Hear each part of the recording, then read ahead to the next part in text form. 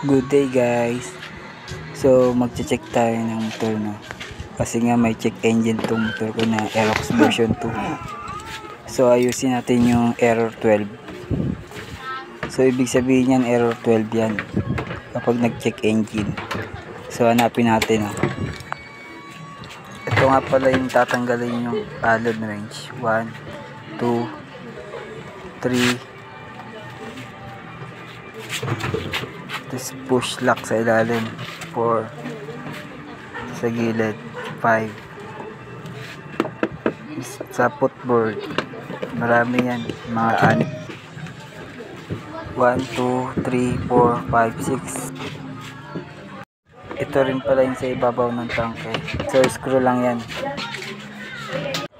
So nabaklas ko na nga pala mga loads yung side fairings ng motor. Ito 12mm yan. Meron pang push lock sa ilalim to. So kailangan nyo rin tanggalin dito. Ito na nga ang dahilan bakit mag-check engine yung motor ko. So nasunog na yung socket. So chinik ko nga rin pala yung magneto, no. Kinakalawang na. So hindi ko naman nilinisan, okay naman. Umandar pa rin yung motor ko. Ito nga pala yung ginawa ko sa mga wire. Galing ECU yan. So ito naman galing sa stator.